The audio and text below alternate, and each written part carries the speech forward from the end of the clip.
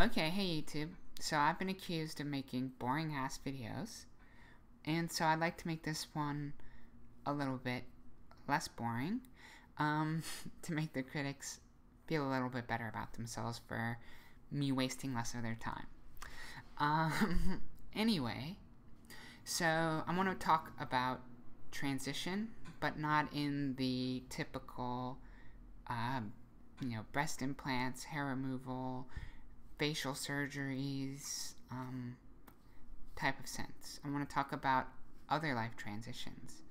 And so, two big life decisions that I've been starting to think about and starting to think a little bit more about are homeownership and parenthood. And so, homeownership isn't particularly sexy or interesting.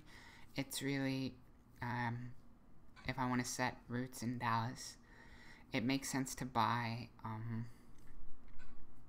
own a home, kind of do those things, and transitioning from being a renter to being an owner is kind of a big step, especially buying your first home and things like that. But parenthood is obviously a much bigger and a much a more serious commitment than homeownership. And whether that's adoption or surrogacy, both of those are kind of expensive routes to go down, and there are definitely things to start looking into and thinking about, because while I don't have kind of that biological clock ticking per se, I guess at the same time it's like I don't want to be too old when my kids are kind of adult age. And so that's kind of a reason that I sort of have said to myself that I think 35 is a good age to have kids by, which is 4 years from now. 3 years actually in 11 months, but I'm not counting yet. But obviously that's a huge transition to go from being a single person or a non-parent, because I don't know what relationships I will have in the future, if any. But committing to being a parent is something that I think I'm ready to do, and it's something that I'm willing to do on my own if I have to.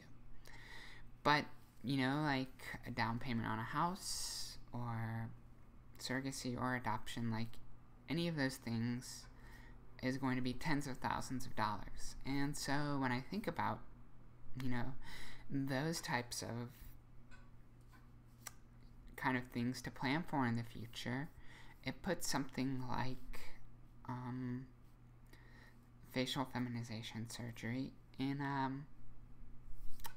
a bit of perspective, because there are some things that I would like to have done. Not that I think that I necessarily need them, though it would be, I think, nice.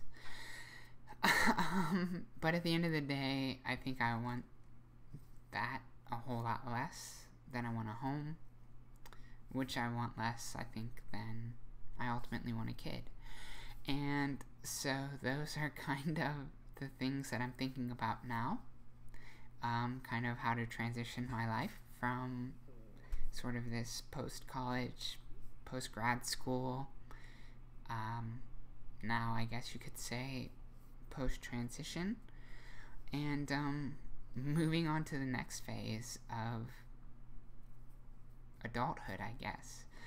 And so it's kind of nice to have these first world problems. I recognize that these aren't the same kinds of decisions that necessarily everybody gets to have.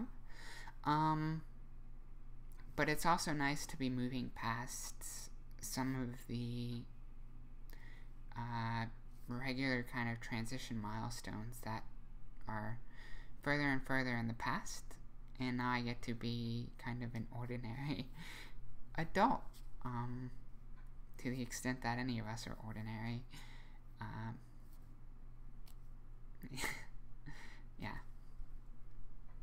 So big news, in the next couple of years, I'm going to buy a house and going to start planning for a family.